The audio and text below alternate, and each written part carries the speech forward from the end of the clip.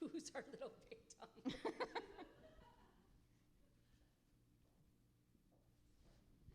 Teresa. Come up. Hi, everybody. I'm Teresa Shantz. I live in Winterset, Iowa. I just met these lovely ladies at the Business Builder Conference for the Fem City. How many weeks ago? Like 2 weeks ago? 3 weeks ago?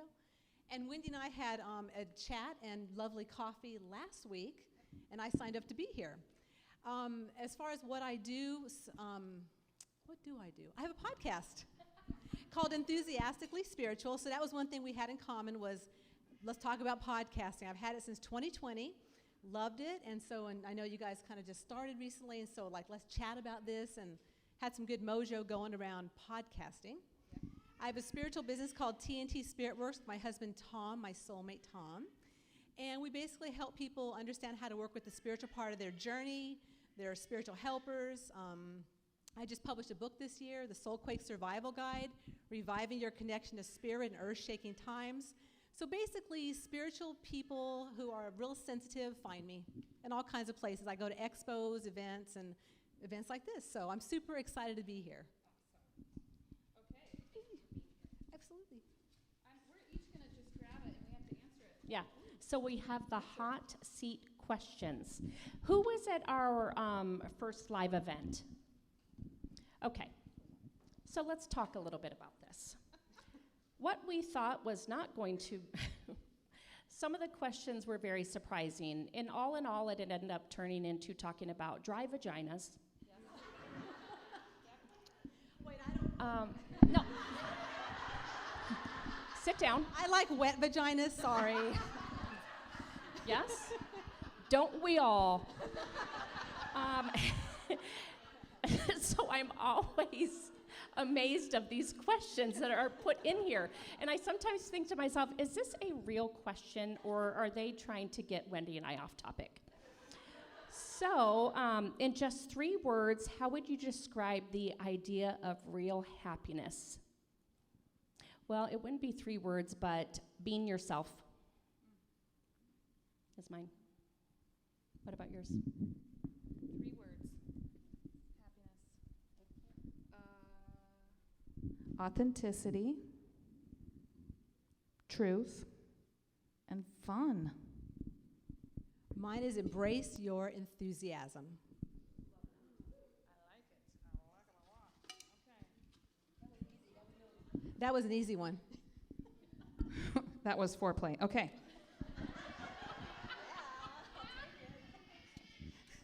Tina. Damn you, Tina. Okay, I got to give a little background for this. So we just had Tina and her lovely cohort. They also have a podcast, and that will be coming out here in a few weeks. And she told us about NICS, the underwear that will absorb period stuff, and in my case, pee, from leaking all the time. So I purchased them, and they're amazing. But what's even funnier about that is I got dressed in the dark this morning because I had to be to an event early. And I got home and I realized they were inside out. So I don't know if they still work inside out. Just saying.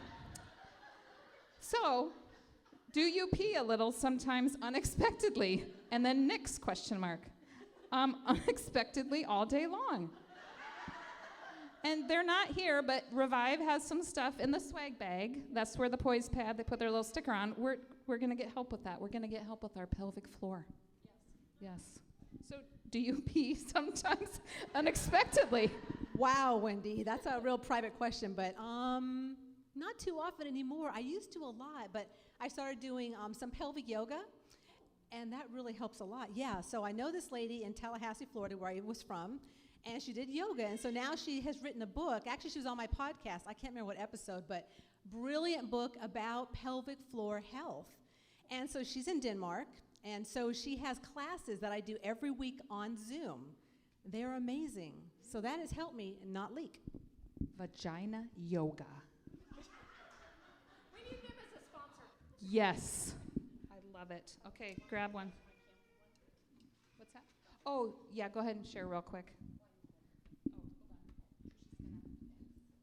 So this was 2 weeks ago.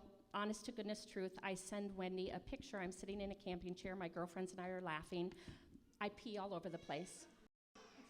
Swear to you. Yes, while I was in the chair. And then I get up and I'm laughing so hard, and all of our friends are there. I farted. Was I embarrassed? No, because I know those people. But Jeremy was so embarrassed for me. Bless his heart. Bless his heart. He was so embarrassed he didn't come to the camper. He goes, "Are you okay?" I'm in the shower. Because I had just peed literally all over myself. But I sent you the picture, and she goes, "Is that real?" And I said, "Yes, that is real." If your breath had a flavor, what would it be? Okay, so I'm just going off my intuition here. Caramel. But if you come up and talk to me later, I ate one of those garlic things downstairs that was so good, it's not caramel. But that's what I'm going with. Caramel. Yeah, is it what we want our breath to smell like or what it actually smells like? So it's probably always coffee, but I would want it to smell like lavender. Moonshine.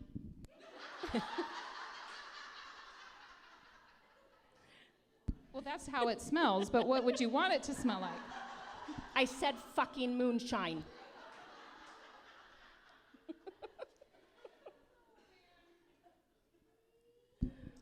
If you could be anything, what would you be? Me. I am. Yeah. I rock my tennis shoes. I don't wear high heels because I'm really freaking clumsy. Mm-hmm. So I can't imagine being anything else. Mm-hmm. I wanted to be a boxer one time. Was that before or after the stripper thing? I wanted to be a boxer on the stripping pole. No. Seriously, at one time in my younger life, I wanted to be a boxer. Why? I mean, I don't know. I wanted to be a tennis pro, but that didn't happen.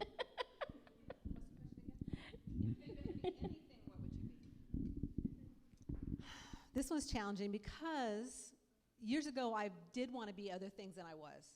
I was looking outside of myself. I didn't like who I was, but now I really do.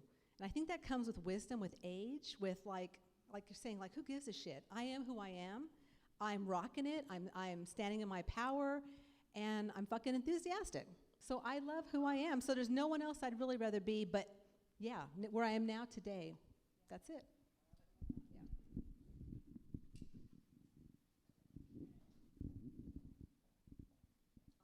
This is a good one. How does your spiritual life play out now? Faith has always been a driver in my life. I mean, it really has. I don't see that going any place, but it has changed, and I am open to exploring what that looks like. Okay, so I am a convert to being Catholic. I was born and raised Lutheran. So that faith and that spirituality is very, very important to me, but I am also a person that loves to have a stone in my bra. I love feathers. So I guess I probably encompass a little bit of everything that makes me feel good and makes me feel closer to God. And that might not be the same for everybody, but again, it's what I feel comfortable with. Does that make sense? So for myself, if you didn't understand what my podcast is called, Enthusiastically Spiritual, My business is TNT SpiritWorks, which stands for Teresa and Tom, or Tom and Teresa, and that spirit works in our lives every day. So comparing my life today for what it was in the 20s, I've been sensitive my whole life. I've been very affected by the energies of others, the environment, the places I've been in, the things I've done, and didn't understand all of it. I went through times in my life where I had psoriasis, I had autoimmune disorder, my hands broke out. I had all kinds of skin things going on my whole life, and a lot of that was because inside of me, my energy was a mess. So until I realized that the spiritual part of me was so big that I really embraced that. Now, to me, it's mind, body, spirit. Whatever you call spirit, it can be Christianity, it can be Catholicism, it can be spiritual, whatever it is. And I didn't grow up with any kind of background of going to church and stuff, so I just kind of meandered away through life, but realizing that, damn, I'm really being affected by all this. Once I went to massage therapy school at 38, and then recognized what was really going on and started really opening up that way. So that's what I would say is the difference, is that today I really recognize that I'm a soul in a physical body, not a physical body with a soul. That I have spiritual helpers, whether you call them angels, guides, whatever you want to call them. We all come from God, source, the universe. And knowing that part of me is so important, because that's the part that I missed out before and didn't understand. That's why I was so affected by so much in my environment. Yeah, and as hairstylists, I was a hairstylist for 24 years. Obviously, Tricia still is. I wasn't prepared for that because I've always been very sensitive. And so here we are touching people. We're in their space, and I didn't know what to do with all that. Yeah, that was hard. Did I just put this back in there? Did two people ask this? Wow. Okay, if you could do anything, be anything, what would you do? I can honestly say I'm doing it right now. This podcast, the things that we want to do in the world, like I just want to, I'm doing what I want to do now. Like letting other women shine, telling their stories. I love telling people's stories. I love hearing how people get through stuff. So I couldn't have told you this 2 years ago, 3 years ago. So, yeah. Let me grab another one. Best hot flash story.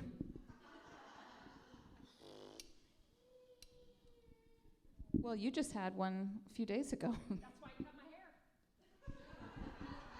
Lisa, raise your hand. Lisa is my right-hand gal, and she will tell you, literally, I texted her in the morning. I said, I need this fucking haircut. I had just gotten it cut the day before, but just a trim, and she goes, why? And I go, I can't stand these hot flashes anymore. They still are waking me up in the middle of the night. I wake up between like 2 and 4, and then you're just sweaty, and then you're cold. And I'm like, I have to have this hair off of my neck.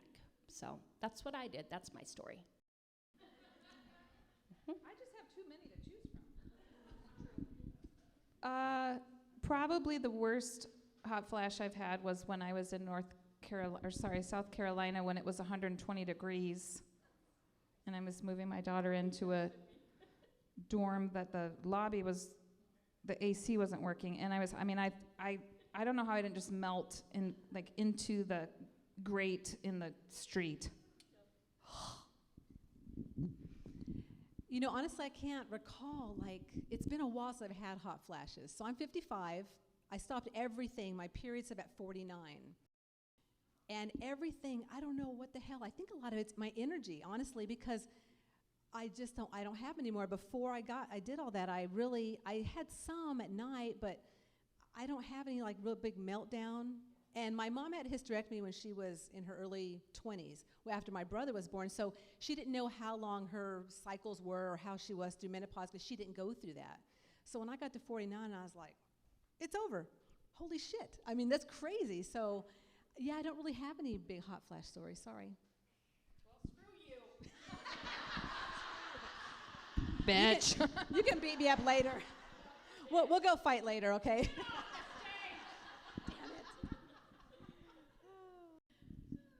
What has been the most memorable change you've gone through for aging and the human body?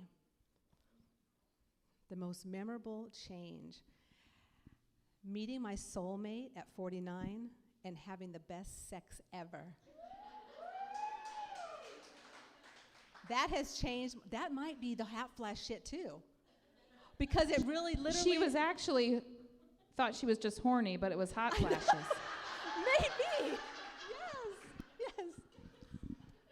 Well, honestly, I will say that meeting my soulmate at 49, so I was married. He was married 29 years. I was married 29 years. We met in Osceola, Iowa at a spiritual retreat, came home, left our husbands and wives, and came together. And I'll be honest with you, the reason why this is has helped me change for my aging in the human body is because I'm happy now. I lived so long unhappy. I look back probably 15 plus years in this marriage, had 2 kids. My husband was an attorney. We had money. I did everything I wanted to, but I was so damn unhappy. And once I recognized that and came together with a soul that got me, and we met up with what we're doing together and our lives, the happiness just changed my whole demeanor, my body. I swear to God, I look younger now. If you look back at pictures like a couple years back, I'm like, holy shit, I look awful. I am so happy. There you go.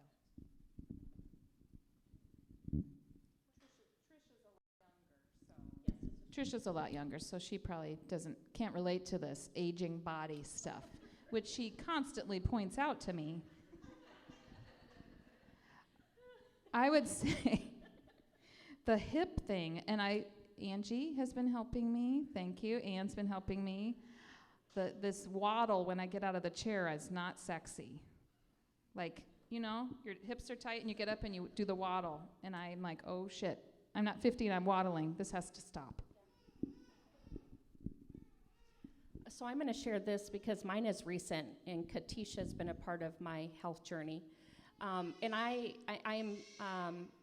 share about this quite a bit. I'm taking the semaglutide shot, and as of today, I've lost almost 60 pounds. And I'd have women sit in my chair, and they'd be like, oh, yeah, I'm thinking about taking the shot. Or then you'd hear some women say, well, that's like a cop-out.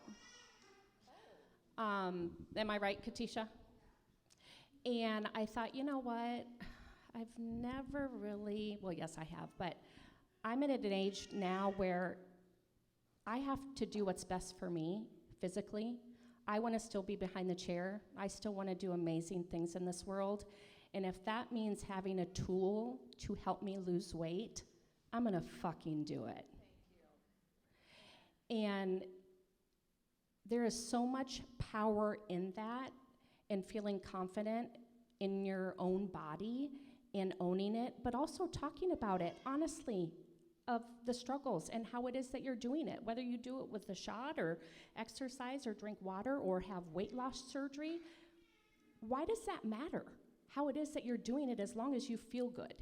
So that's just been a huge thing for me. And I honestly have not felt this good. I have not weighed this amount since 2014. So, yeah. Yeah. Oh, God. Oh, shit. If you could be an animal, what and why? Well, those of you that know me know I love beavers. Have you looked in your sweatband? Everybody, we were joking. Everybody get your beavers out. We're going to squish our beavers. Yep, squish your beavers. Get your beavers out right now. Squish the beavers. Squish the beavers. Yep. Squish the beavers. Mm-hmm. Yep. Mm-hmm. Yep. Mm-hmm. Thank you, Laura. Yes. Yeah.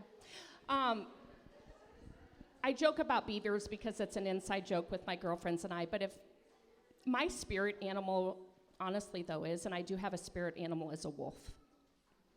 Is a wolf. I love leading. I do. I love leading. And I think that a wolf also, they love to lead, but they're not afraid to sometimes be by themselves. And that's been a huge confidence booster for me too, is not feeling like I always have to be around people. It's okay to take a break. It's okay to take a nap. It's okay to, not go to every event. because people think you should be there. It's okay to say no. And I have no doubt if wolves could talk, that's what they'd say. I ain't going to that event. I don't want to. Without any explanation. And if you don't like it, I'll claw your eyes out. I think mine's a dolphin, just because they always look like they're smiling and they're happy and they get to jump out of the water. My sister Jill is here, my sister Angie is here, and we got to swim with the dolphin, and I felt like my face was going to break. I was smiling so hard.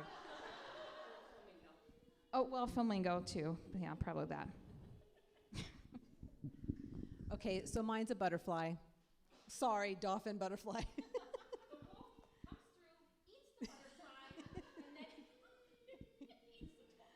Can wolves swim?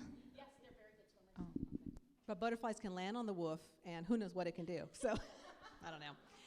The reason why is the transformation. So, from caterpillar to butterfly, and then off you go. So, where I'm at right now in my life, I'm in the chrysalis stage. So, after my book was published in June, the energy was cut, and it was time to move on to the next thing that's going to be opening up my life. So, in the chrysalis stage is when, they're in the cocoon, and everything's been eaten, everything's being dissolved and changed, and then they come out and emerge as a beautiful butterfly. So that's why I love the butterfly so much, and I actually have one on I have a butterfly here, but you can't see it, because of the transformational aspect of it. And we all go through this transformation, no matter where you're at. You might be in the caterpillar, you might be in the butterfly flying off, but that's, to me, my favorite right now is butterfly. Thank you. Thank you, timekeeper. Thank you. I've got a fever, and the only prescription is some more cowbell.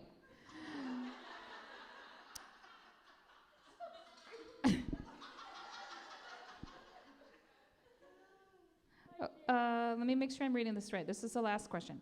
What is your guilty pleasure movie or musician? Music or the musician?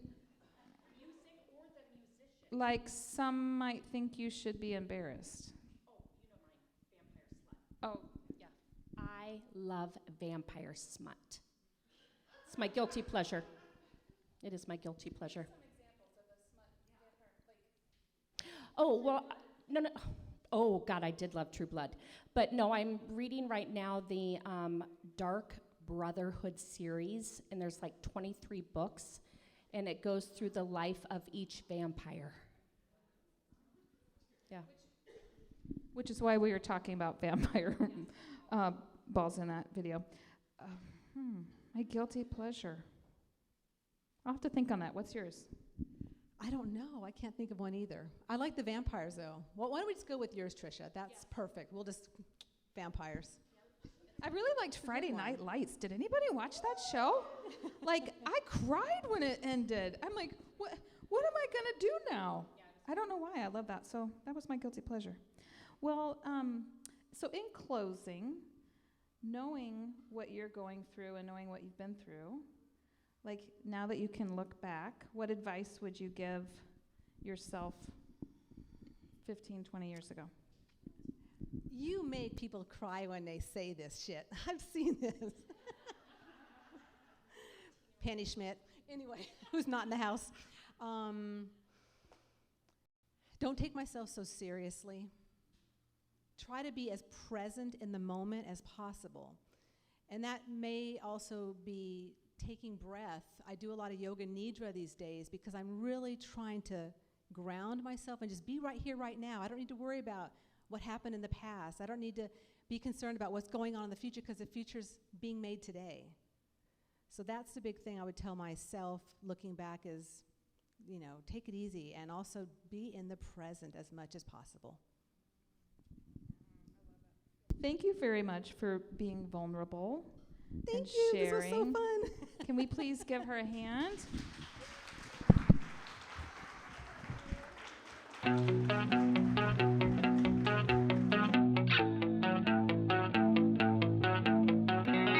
Your Sasstastic Life is produced by Apex VO. Go to apexvo.com. That's APEXXVO.